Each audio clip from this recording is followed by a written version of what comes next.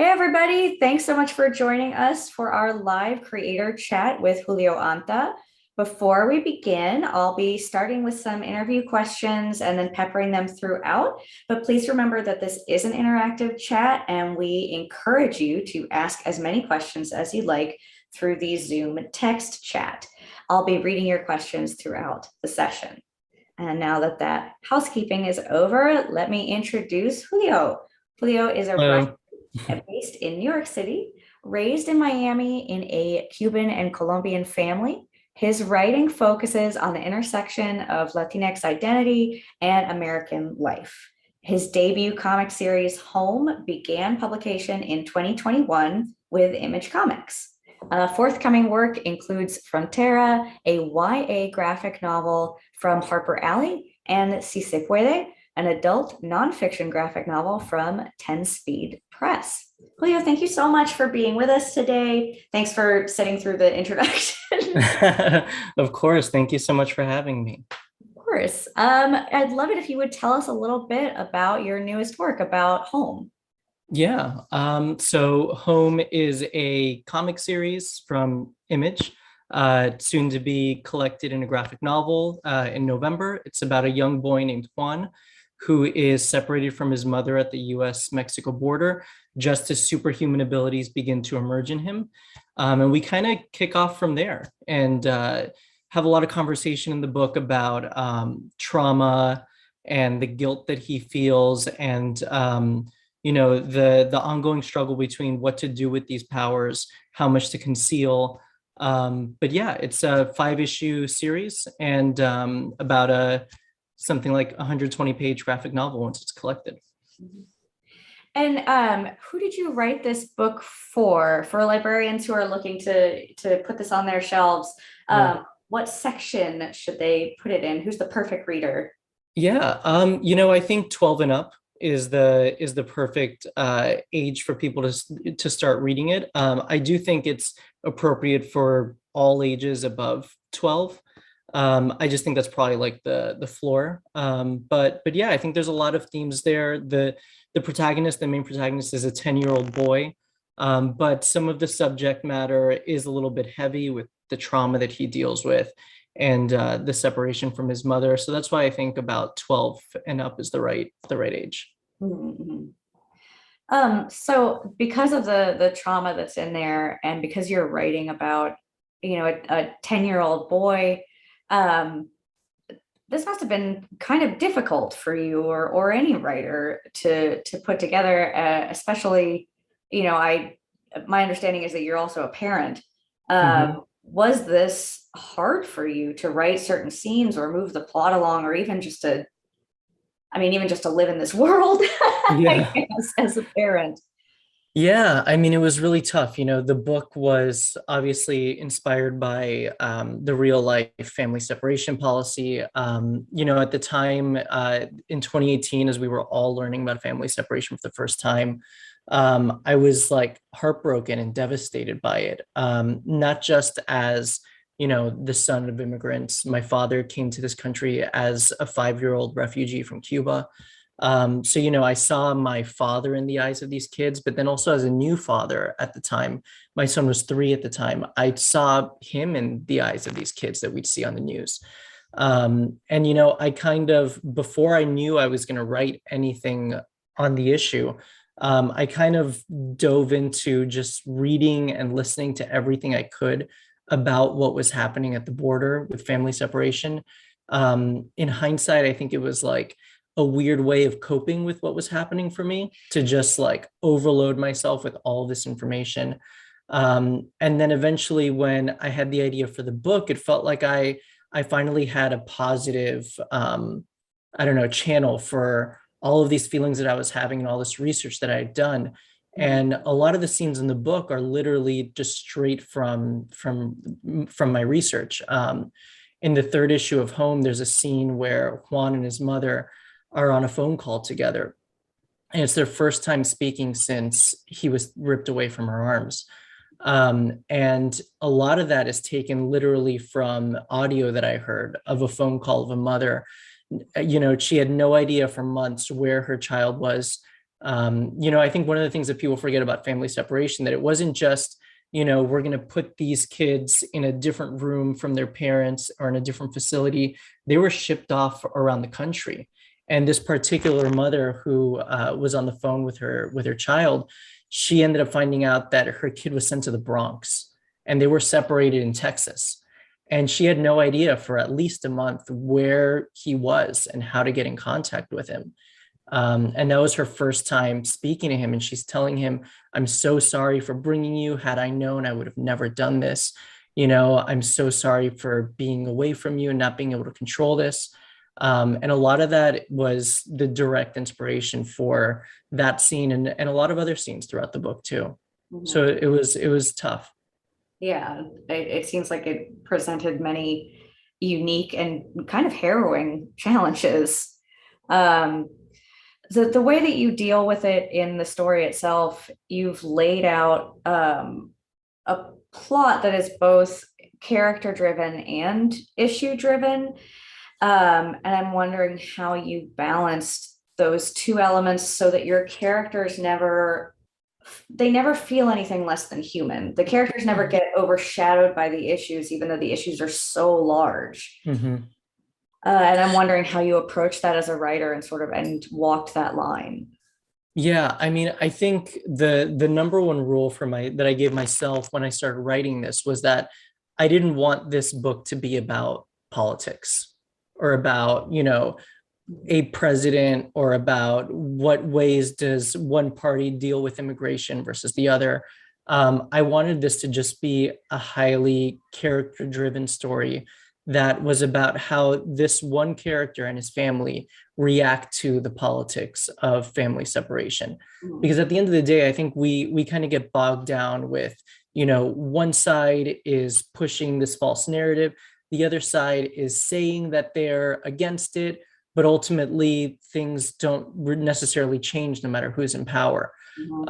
So I wanted it to be about this child and about what he's experiencing and what these real life children must be experiencing, and using him as a vehicle to kind of shine a light or reflect back the reality of what's happening down there. I mean, I think that that's the most humane and useful way to talk about these things, because when you talk about them, like you're mentioning not wanting it to be a political book, I think that it's easy to not do anything about an issue when we just talk about it as an issue. When you talk about it, when you talk about people, then that's where compassion and empathy and understanding can come in, as opposed to, well, my side says it's right, so yeah, definitely. So you mentioned that you do come from an immigrant background, just like all non-Native Americans, really. Yeah. So how much of your own family experience influenced the way that you wrote the characters, even though you mentioned your own background, but these characters they hail from Guatemala? Yeah, You have to yeah. do special research to make sure that you were, getting their experiences as authentically as you could. Yeah, definitely. You bring up a good point. My family background is, like I mentioned earlier, my father is a Cuban refugee, came here as a young boy. My mother is the daughter of undocumented immigrants from Colombia. So these are two very different Latinx experiences within the US, which also I think, brings up the thought of this monoculture idea that a lot of people have about the Latinx experience. But even within my own family, there's such different experiences. One, which is a much more privileged experience where, if you're a Cuban refugee, you could come to this country without any sort of documentation, and being allowed to stay. Whereas, my grandmother and grandfather, I've heard my entire life stories of them moving from one hotel to another hotel, because they heard that immigration was going to do a raid, and living for so long without any form of documentation.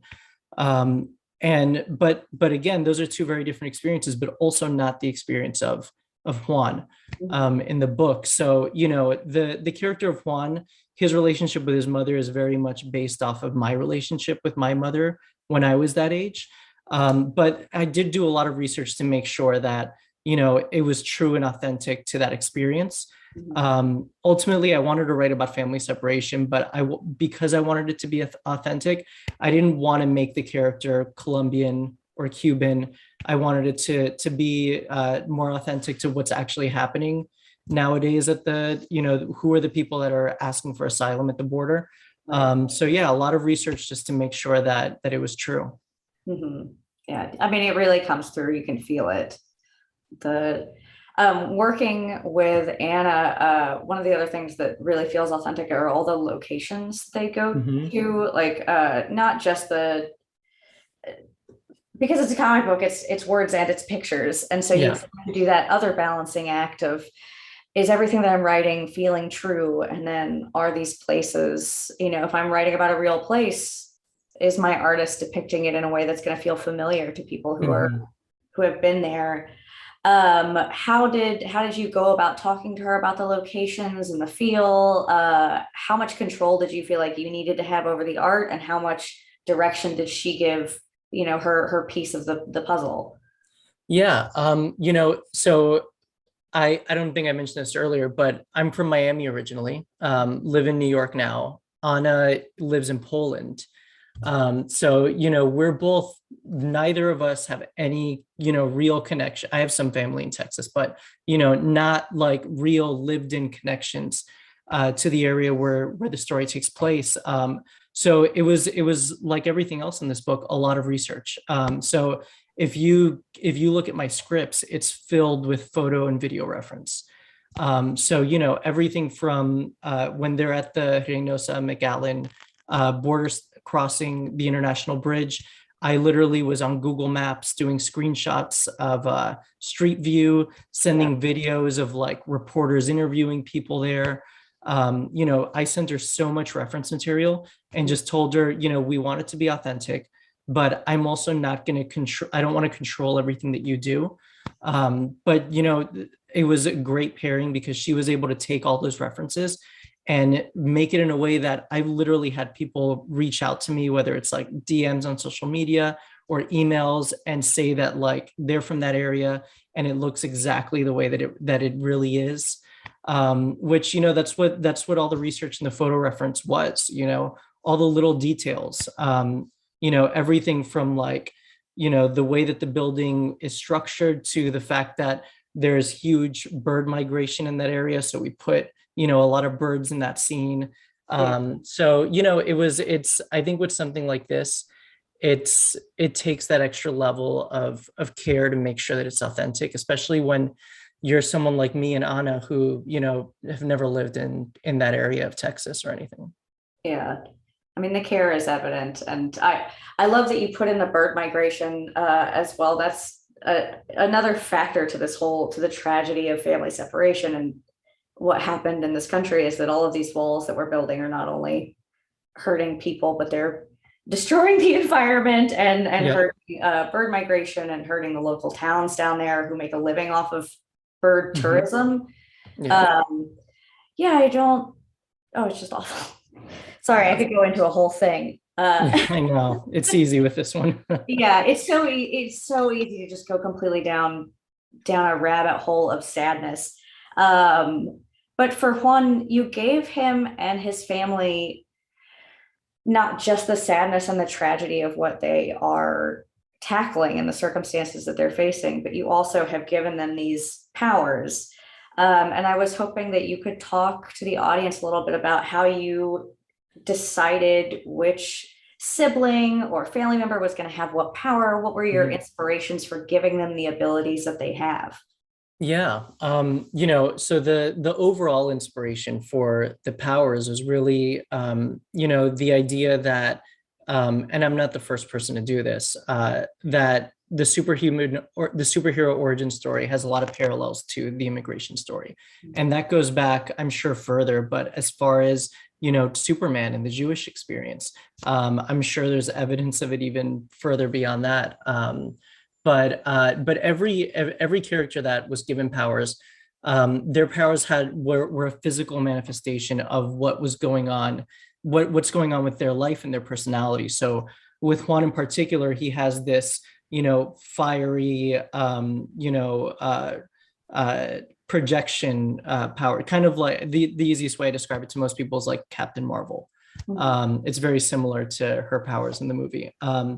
And for me, it was because I wanted to be able to showcase him having these uncontrollable powers at the beginning of the story and slowly learn to, while he learns to harness his emotions and all the trauma that he's going to, also learn to harness the powers. And I felt like that was a good way to just show these uncontrollable powers. And then eventually they turn into these very controlled, energy projection that comes out of his fist when he needs to.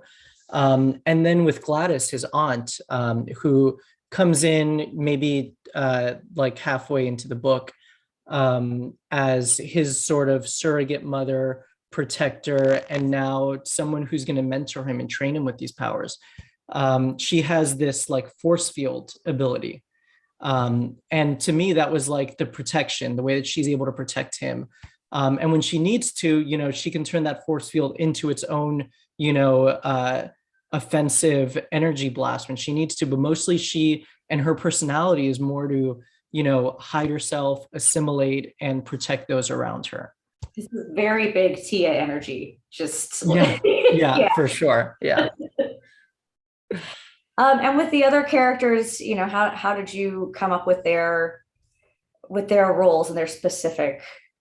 Yeah, so the other two characters that have powers are Gladys's children, which are Juan's cousins. And for them, I kind of saw them as the difference in generations, especially in a lot of I would say probably most immigrant communities, but definitely in the Latinx community, where my parents' generation and my grandparents' generation, everything was about assimilation, and it's for good reason, because for them assimilation was survival. It was their way of putting up a shield or a barrier to all of the negative perceived stereotypes that people had and the stories that were told about immigrants, particularly Latinx immigrants.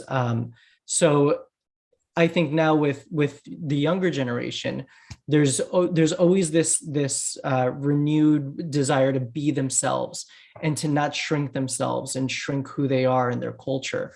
And obviously, we see a lot of evidence in this in the Chicano movement, with Mexican Americans. We see this all over the place. And that was a big thing for me. For me, I was always taught to hide who I was. It wasn't until I got older that I really felt, until I'm from, like I mentioned, I'm from Miami. So, I'm in this big minority majority culture where I don't really see what the rest of the country is like, as a Cuban, as a Colombian American. And then when I left that bubble, I started experiencing for the first time interpersonal racism, which I had personally never experienced that in Miami, because we are the dominant culture. I've seen plenty of Latinx people be racist to other minorities, but for myself, I never experienced it directed towards me. So part of my finding who I was experiencing that outside of that bubble, and not wanting to tolerate it in the way that maybe my parents and grandparents had in the past as a method of survival. So that's the dynamic between between Gladys's kids and herself.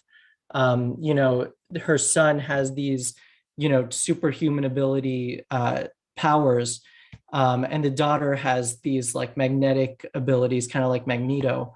And they're out there. They see xenophobia, they see racism, they see intolerance, and they're ready to fight it head on. And that's that conversation, that clash between them and their mother. So yeah.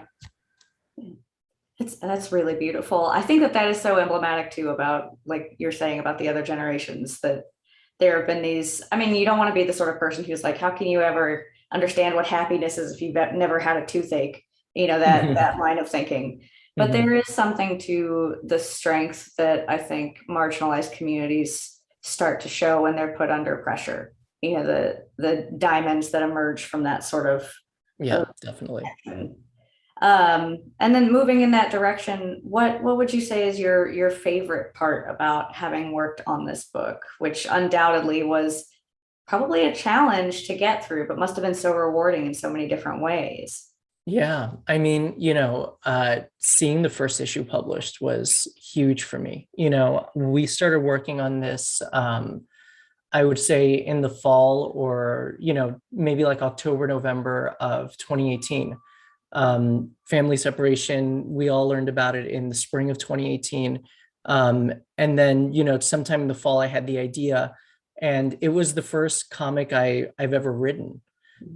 So it was a lot of work from, November 2018 when we started working on the book to April 2021 when the first issue was published. And it was a lot of just me doing a lot of research, not just about the story, but about just writing comics in general, because that was so new to me. And then just seeing, all these different versions of the art come through, whether it was Anna's line art, which was incredible, and then seeing Brian add his colors to it and Hassan add his letters. And then finally seeing the first PDF of like, what is the proof of what it's going to look like in print, and then getting that box in the mail. It was just this huge moment for me, because it was, not only because it was such a hard book to write, but also because of like this long journey that it took from idea to, having a printed book in my hand. So I think that's probably the moment. It's just quite an achievement to go from, from point A to point Z in Mhm. that period of time. How did you actually decide that this was a story that belonged in the comics medium? What was the impetus to pick that as opposed to, a prose novel or a Mhm. screenplay? Yeah, well, I mean, I grew up reading comics. For me, that was just like it, I think there's a practical part of it, where like I can't just start making a movie, That's and like writing a novel, yeah, like that's probably the lowest barrier of entry. But I grew up reading comics from uh the Sonic the Hedgehog Archie comics that I'd get like at the drugstore. same. Um, yeah, to like manga, which was a huge entry point for me. I actually, with the exception of those Sonic comics, manga was my entry into comics. And Mhm. I discovered Western comics at an anime store in Miami, which is Wow. like, I think it's like a backwards way for most like Western Yeah. comic book writers. But that's always been like my point of reference. Like, I think most people who read comics, they've probably had the thought in their head, like, oh, maybe I could write these one day, Yeah. and like I definitely had that thought. But it wasn't until this idea hit me that I thought, you know what, like I need to do this.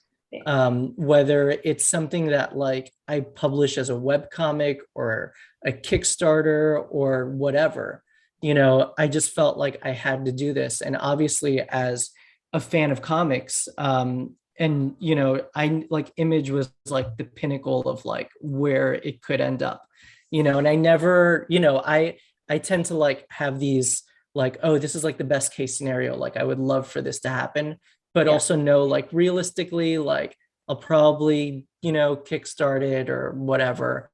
So, when you all at Image were interested in it, it was, a huge moment for me. So to then see it in print was incredible. Well, I mean, honestly, it's our pleasure to publish a work like that. So it was beneficial to both parties. Yes. That's the best way. So now that you have this book that's under your belt, that's coming out, what are you working on in the future? What are your future ambitions? Not Yeah. only for Juan, but beyond that for your other work as well.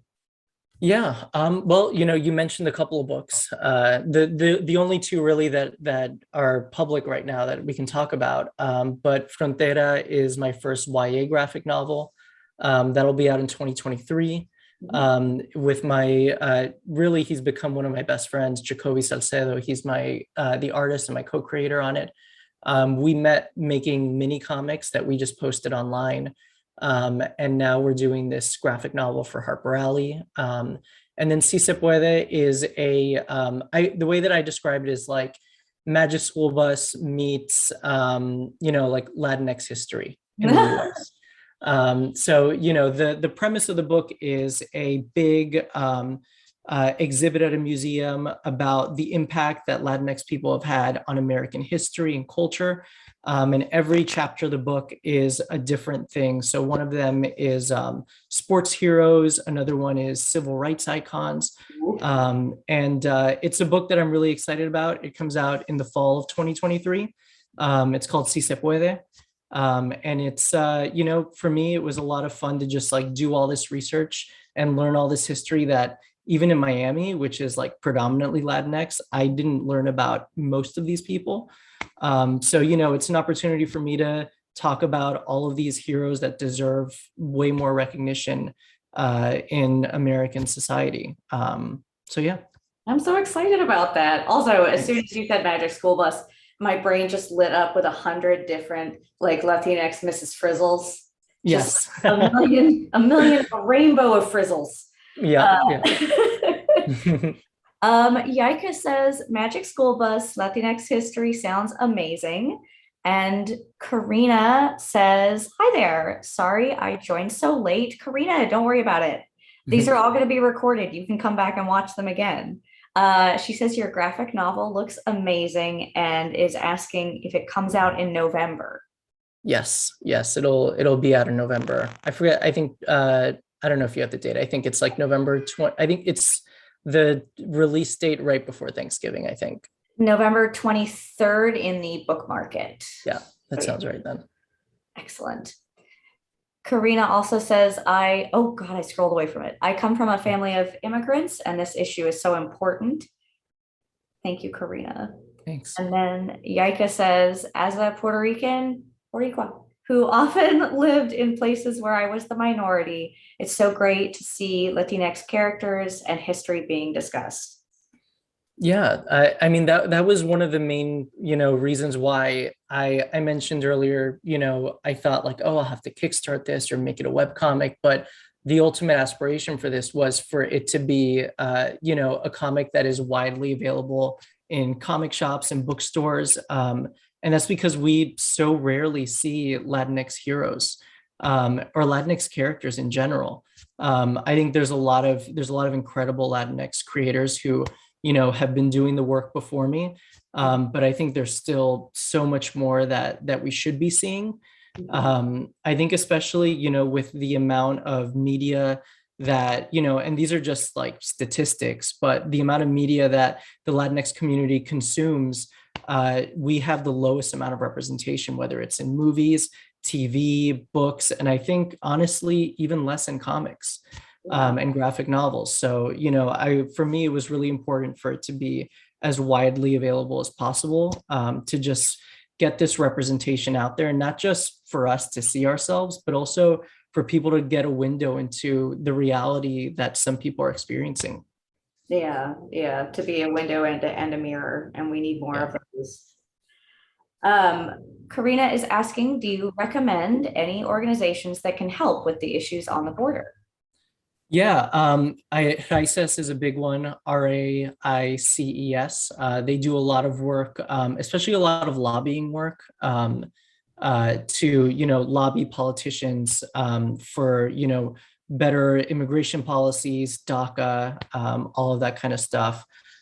There's another organization called No More Deaths, I believe, which works on the border, creating like water stations for people who are crossing the border to get water and food. And they do incredible work, often work that is sabotaged by Border Patrol, but they're an incredibly resilient organization that just doesn't stop no matter what. So I definitely recommend supporting them. We're very grateful for both of them, especially like the water. I can't imagine sabotaging someone putting out a water and food station just to keep another person from dying, but here we are. Yeah.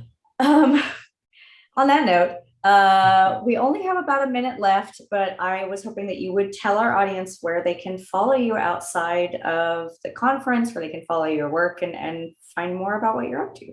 Yeah. My name, Julio Anta, is my Twitter, Instagram. It's also my website, julioanta.com. On my website, I have 5 free mini comics that you can read that I mentioned earlier.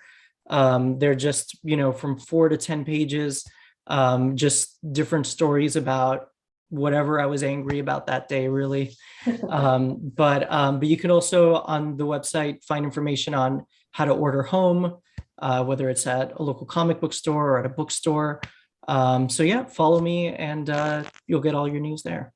Excellent. And if you guys have any questions about home or more of Julio's work, or you would like to schedule any virtual programming or anything, you can always email us at info@imagecomics.com or at Chloe Ramos at imagecomics.com to speak with the library department directly. So just want to thank everybody so much. Thank you so much, Julio, for having this awesome discussion. No, thank you. And thanks to the audience. Everybody enjoy the rest of your conference and have a wonderful day. Bye. Thank you. Bye, everybody.